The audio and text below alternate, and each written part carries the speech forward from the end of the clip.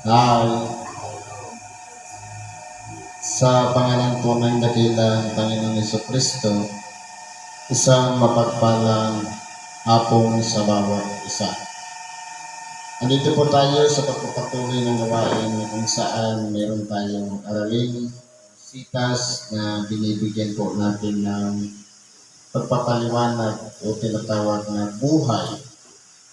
Nang sa ganon, ito ay magsilbing gabay sa ating pang-araw-araw na pamumuhay.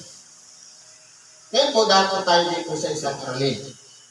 Sabi po sa sulat ni Apostol Pablo sa mga taga-Pilipos, Kapitulo 3, versikulo 12 hanggang 21. Sabi dito, ito po ay sinulat base sa experience ni Apostol Pablo para sa mga taga-Pilipos. Pero ilalagay natin ang sitwasyon na katulad tayo sa mga taong nakatira sa Pilipos. Sabi dito, hindi sa ako'y nagtamo na o ako'y nalubos na, kundi nagpapatuloy ako baka sakaling maabot ko yaong ikinaabot naman sa akin ni Kristo Jesus. Ngayon, hindi ba meron tayong katunayan na tayo'y ligtas na o tinubos na ni Kristo? Huwag natin iisipin na hanggang doon na lang magtatapos.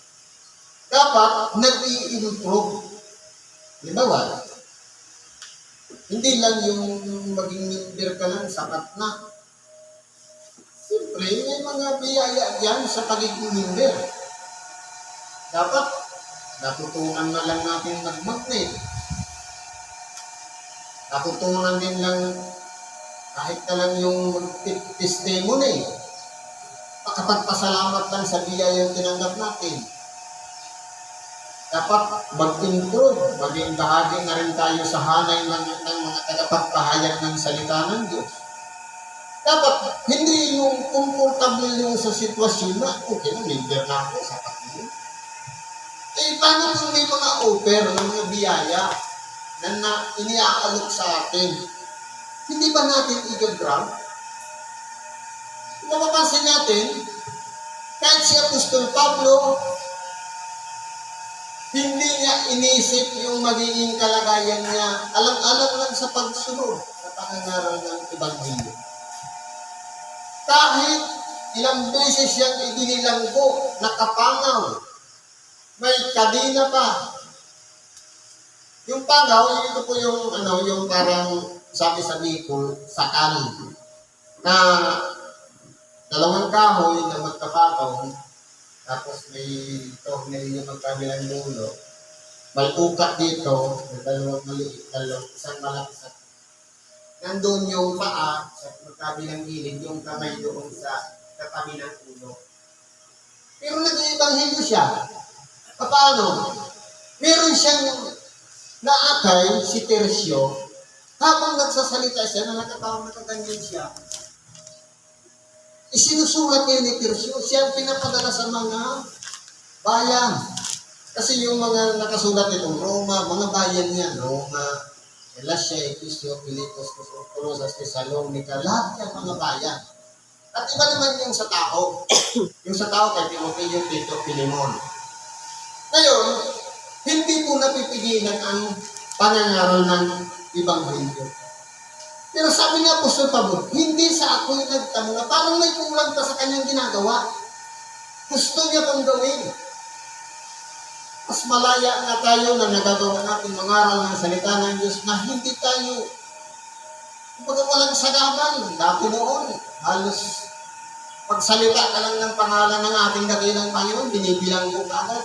Ngayon malaya na tayo dahil pinahintulot ng Diyos may pangaral ang salita ng Diyos nang may kalayaan. Ngayon, yung ginawa na Apostol Pablo, parang hindi nakukulangan pa siya na hindi niya pa naabot yung kanyang dapat na sundan na inihanda ng Diyos para dapat niyang lakaran. sabihin, kung tayo man po nagkukulangan sa mga biyaya na meron tayo, sigapin natin na tuklasin yung iba pang mga bagay. Halimbawa, sa pag-iibanghilyo na lang, hindi sapat yung pinapahayag mo lang yung kaligtasan, okay na. Kundi dapat nagre-research din, tinutuklas pa yung ibang mga kahulugan ng mensahe. Yung ibang interpretation. Kasi pagdating pa lang sa interpretation, halimbawa, isang sitas. Pero siyang 7 interpretation. Pwede mo siyang i-interpret in literal matters. Pwede mo siyang i-interpret materially. Pwede mo siyang i-interpret spiritually, biblically, philosophically, mystically. Ano pang mga ibang alin? Doctrinal. Pwede mo siyang i-interpret. Nasa 7 interpretation niya. Kaya, napakalawak ng gospel. Kung, halimbawa, di ba mayroong mga naunang mga preacher? Sample na lang, Soriano. Hindi ka mag-focus kay Soriano lang. Maraming mga preacher. Mas maganda pa nga magpaliwanag yung mga tricycle driver ng nag-preacher. Dahil hindi nila naranasan ang umangat sa buhay. Nasa mamaba silang kalagayan. Kaya ramdam na ramdam ang presensya ng Diyos. Si Apostol Pablo, nagkukulangan ba? Marami na siyang sakripisyong ginawa. Alang-alang sa pangangaral ng salita ng Diyos. Kaya naman sabi niya dito, mga kapatid, hindi ko pa inaaring inabot na tapat isang bagay ang ginagawa ko, na nililimot ang mga bagay na nasa likuran at tinutungo ko ang mga bagay na hinaharap. Ibig ko palang sabihin, kung meron man tayong target na gusto nating maabot, parang walang sanaban, yung dating pagkatao natin na pinagdaanan natin, talikuran na natin yun. Kasi po, yung alaala, minsan po yun ang naghahatak sa atin para hindi tayo makamove forward, makaabante. Kaya nangyayari niyan, imbis na nandun na tayo sa paglakad ng tapwir, maaalala mo na naman. Nakita ko na naman yung kaaway ko. Ang nangyayari niyan, bumabalik ka na naman sa hindi ka nakakaakyat. Kaya, dapat, sabi dito ni Apostol Pablo, tatalikuran yung mga nakaraan at haharapin ngayon yung ngayon kung ano tayo ngayon. Para may pagsulong, may mga bago na naman ideya, lalong-lalo na sa tagapagpahayag. May mga bagong aral.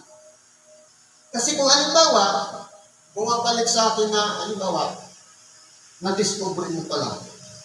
Ang sabi sa Bible, ang trono ng Diyos nasa itaas. Tapos nasanay ka na walang Diyos na ang itinuturo, solar system na umiikot, lumilipad sa ere, na ang araw nasa gitna. Pagdating sa creation ng Diyos, 6 na araw, tapos na. Ibig sabihin, sabi nga, mayroong pundasyon ang lupa na hindi gumagalaw. Ibig sabihin, yung tubig lang ang gumagalaw. Yun ang nga lang yung dilubyo universal, yung tubig na umapaw. Saan magaling yung tubig na yun? Kung ulan lang. Dahil po, pag binasa mo yung banal na kasulatan, i-apply mo dun sa research, lalong-lalo na yung flat earthers, na malalaman mo pala, ang nakasulat sa Bible, para siyang isang selyo. Ibig sabihin, ang lupa, para siyang selyo na lumubog, ang lumutang doon, yun na yung mga bundok, ito na yung tinitira ng tao. At yung 2 tanglaw na umiikot sa kanilang mga hangganan, kasi yung earth nakapix. Diba, Pag-aralan natin, panibagong aral yan. Hindi tayo makaka-adapt ng bagong aral kung ang mangyayari niyan, kumbaga nakaano pa rin yung utak natin sa kondisyon na sa movable na tinuro sa science ng bata pa tayo. Habang nagbabasa tayo ng banal na kasulatan, marami tayong madidiscover. Sampul na lang. Ika-4 na araw nilikha ang 2 tanglaw. Pero, paano nagkaroon ng unang araw ang Diyos samantalang liwanag pa lang ang nilikha niya? Paano mo siya nabilang na isang araw? Na yung tanglaw na sinusundan natin na 24 hours na nawawala yung liwanag, tapos magiging madilim, magiging gabi, at kinabukasan liliwanag ulit. In 24 hours, magiging isang cycle ng 24 hours na 1 week is 1 day. Wala pa naman yung tanglaw ng unang paglikha ng Diyos. Paano mo malalaman na nabibilang yun ay unang araw? Sampul na lang yan sa mga nagpapahayag ng salita ng Diyos. Paano natin matutuklas yan? Dahil ang karunungan ng Diyos hindi pumaabot ng utak ng tao. Kakapiraso lang yun. Sinlaki lang natin ng tamao yung utak natin na 2, kabilaan. Kaya marami pa tayong madidiscover tungkol dyan. Balik tayo sa topic. Sabi dito, nagtutumuling ako sa hangganan ng gantimpala. Yun naman talaga ang target natin eh. Parang kompetisyon kasi dito sa ibabaw ng sanlibutan. Na dapat ma-maintain natin yung ating nilalakaran hanggang sa hangganan. Para maabot natin yung gantimpala. Sabi dito, nagtutumulin ako sa hangganan ng gantimpala ng dakilang pagtawag ng Diyos na kay Kristo Jesus. Dapat maramdaman natin talaga kung bakit ba tayo tinawag. Para na galing tayo sa isang makasalanang kalagayan, binulat tayo, tinawag tayo. Ano ang purpose? Bakit tayo tinawag? Ano ang layunin ng Diyos na nainihanda niya sa atin? Kasi alam naman natin yan eh. Hindi pa tayo nagkakaroon ng kamalayan, bata pa tayo. Meron na niyang pinapakita sa ating mga signos. At kung nung bata pa ako, nakita ko na yung mga anghel sa langit, panhig panaog sa isang hagdanan na walang katapusan. Sabi ko, ano kaya yan? Yung pala, may purpose na ilalagay pala ako sa sitwasyon na ganito na maging tagapangaral ng salita ng Diyos. Pero anong ginawa ko? Pinakasan ko. Pumunta ko ng Maynila, doon na ako nagpapamilya. Pero yung pala, pagdating dito ka. Sabi ko, gusto ko, kung hindi tatanggapin ko, ano po ang magiging buhay namin. Hindi naman ko, sinurinder ko sa Kanya. Anong ginawa ng Panginoon? Trabaho ang pumasok si Jesus kaya na nandun. Kumbaga, inayos niya yung sitwasyon para mag-focus sa pananaral ng salita ng Diyos. Katulad din ni Apostol Pablo, tinatanong niya ngayon ang kanyang sarili, bagamat gusto niyang maabot, pero inaalam niya yung pinaka-purpose ng pagtawag sa kanya. Kasi isipin na lang natin, galing siya sa isang kalagayan hindi karapat-dapat na tawaging lingkod. Dahil pinapatay niya, nagsasalit lang sa pangalan ng ating dakilang Panginoon. Kahit nga yung inutusan niya si Ananias na ipatong ang kamay para bumalik yung paningin ni Apostol Pablo, ayaw niya dahil takot siya kay Saulo. Baka mamaya niya may patayin siya sa pamamagitan ng pagpupukulan. Kasi legal na yun yung pagpapatay ngayon ni Saulo. Dahil mayroon siyang katinikan, katibayan, legal, para patayin niya ang sumasabit lang sa pangalan Pero bakit naging sisidlang hirang siya sa Diyos? Dahil po yung kanyang ability, yung kanyang standard, yung kanyang paninindigan, yun ang hinangaan ng Diyos para gagamitin yun para sa panangaral ng salita ng Diyos.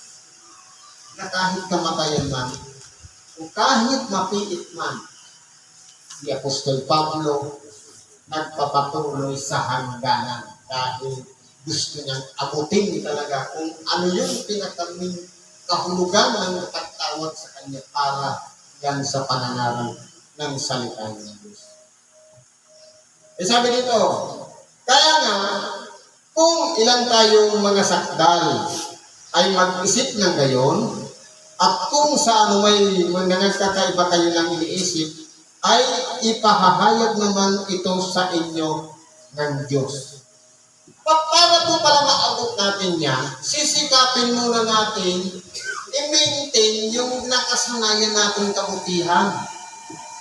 Papunta po sa perfeksyon o pagiging sakdal at saka natin mauunawaan yung gusto ng Diyos na mangyari sa ating buhay.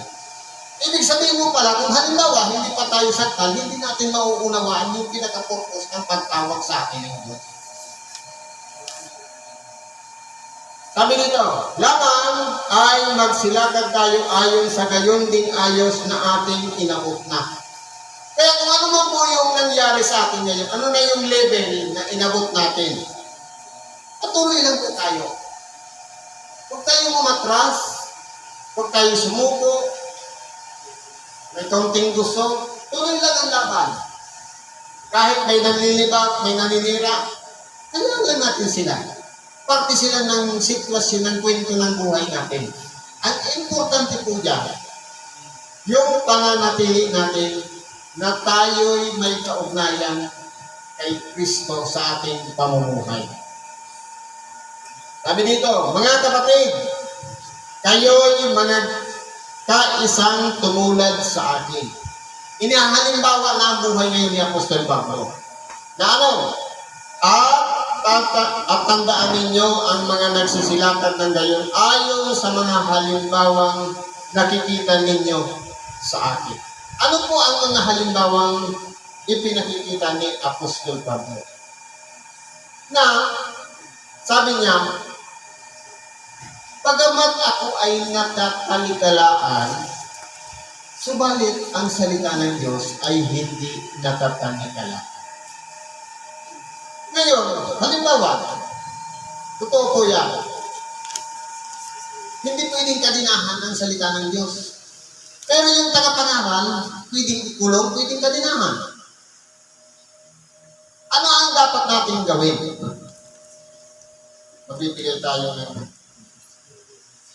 lahat tayo may assignment. Sino kaya ang makakagawa na everyday may post na verse sa Facebook? Wow. Sa verse lang? Siguro naman mababasa naman yun ng friend mo. Ng friends of friends. Baka mamaya niyan, nung nag-post ka ng verse, marami na ng block. Dahil hindi nila matanggap yung isang verse everyday. Parang challenge pa. Kasi si Apostol Pablo nag-challenge na yung halimbawa ng ginagawa niya na hindi siya sumusuko, nagpapatuloy siya. Ang tanong, magagawa ba natin yun? Oo naman.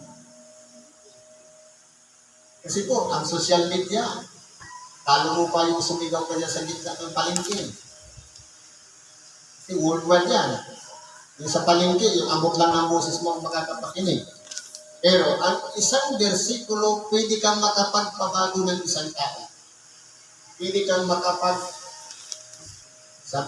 makapag-inggan nyo para magsisi at manumbalik sa Diyos. Sapagkat marami ang mga nagsisilakan na siyang madalas na aking sinabi sa inyo. At ngayon, sinasabi ko sa inyo na may pag-iyak na sila ang mga kaaway ng krus ni Kristo. Kaya po, kung mapapansin natin, maraming mga tao ang nakakakilala lang kay Kristo dahil sa kwento. Napanood nila yung pelikula niya. Yung pelikula niya na meron isang sikat na actor na yung Passion of the Christ. Hindi nakilala si Kristo. Pero walang koneksyon. Ang importante po kasi dyan, kahit yan man ay hindi sumang-ayon sa nangyaring ginawa ng ating dakilang, maaabot din ang panahon na uunawaan nila na kasama pala sila. Hindi bilang kaaway, kundi dinipahan ni Kristo sa krus. Na ang kanilang kahinatnan ay ang kapahamakan, na ang kanilang Diyos ay ang tiyan, at ang kanilang kapurihan ay nasa kanilang kahiyan na nag-iisip ng mga bagay ukol sa lupa. Ito yung mga tao na dati noon, maganda nga yung practice noon, naalala ko. Ang mga magulang noon, bago kumain, nagpi-prayer. Pero ngayon, ang nakikita ko ata, bago kumain, nagpi-picture taking. Binibidyohan yung pagkain, tapos pinipicturean, ipinopost sa social media. Dati noon, wala naman social media, pero ang ginagawa, pagpapasalamat sa biyayang tinanggap. Ngayon, ang nangyayari niya, nagiging Diyos ay ang tiyan dahil okay lang yung mabusog ako, kahit hindi makapagpasalamat sa Diyos, wala. Hindi man lang nakaalala. May magpasalamat doon sa nagpakain, wala. Kaya, yan ang kahinatan niyan, na nag-iisip lang ng mga bagay ukol sa lupa, yung sariling pakinabang. Sabi nga, kung kayo'y nagsisiasa lang sa buhay na ito, kayo na ang pinagkakahabag-habag. Kung ang inaasahan lang natin itong pang-araw-araw nating pangangailangan o pamumuhay, magiging kahabag-habag tayo sa harapan ng Diyos. Pero kung yung pag-asa natin kasama doon sa buhay na walang hanggan, mapapalad po tayo. Sabi nito, sapagkat ang ating pagkamamamayan ay nasa langit. Tayo pong mga tinawag ay hindi talaga dito, kundi inihanda na ng Diyos yung kalalagyan ng mga lingkod niya. Mula doon ay hinihintay naman natin ang tagapagligtas, ang Panginoong Jesucristo. Sabi niya, kung hindi ako aalis, ay hindi ko sana kayo maipaghahanda ng dakong kalalagyan. Sa bahay ng ating Ama ay maraming tahanan, maraming silid. Sa makatuwid, may ginagawa ngayon ng Diyos na preparasyon doon sa mga lingkod niya. Na ang pagkamamamayan natin ay sa kalangitan at hindi dito. Bakit may mga nanglilibak sa atin? Bakit may mga tumutuya? Parte po sila ng kwento ng buhay natin para malaman natin yung mabuti at masama. Makilala natin kung saan tayo kapanig. Kung sa kabutihan ba o sa kasamaan. Kasi po, ang inihanda talaga ni Kristo, hindi yung pangsanglibutan, kundi panglangit ang inihahanda niya. Kaya kung mapapansin mo, ang una talagang target ng Diyos, mabuhay ang tao ng malahong dito sa ibabaw ng lupa. Pero dahil dinistract ngayon ni Satan, sa pamamagitan lang ng isang utos, na huwag mong kakainin ang ipinangingili ng Diyos, napakamat ngayon yung unang tao. At ngayon lahat tayo ay hinatulan ng Diyos ng kamatayan. Kaya lahat ng tao ay namamatay. Sa makatuwid, Kung ang tao, bawat isa sa atin ay umahantong sa kamatayan, tama yung sinasabing walang matuwid. Lahat tayo nagkasala. Kasi ang kabayaran ng kasalanan ay kamatayan. Kaya to, pagsikapan natin, yung inihahanda ng ating dakilang Panginoon, yung na kinikilala natin tagapagligtas ang Panginoong Jesucristo, yung hinihintay nating pagbabalik niya. Sabi dito, na siyang magbabago ng katawan ng ating pagkamababa. Itong katawan na itong dala-dala natin, mababang kalagayan pa lang yan ang katawan binigay sa atin. Marupok, mahina. Hindi mo lang painumin, tutuyo na ang lalamunan. Madaling magkasakit. Hinahabo, napapagod, nagkakaroon ng karamdaman, nabibilad at kung ano-ano pa.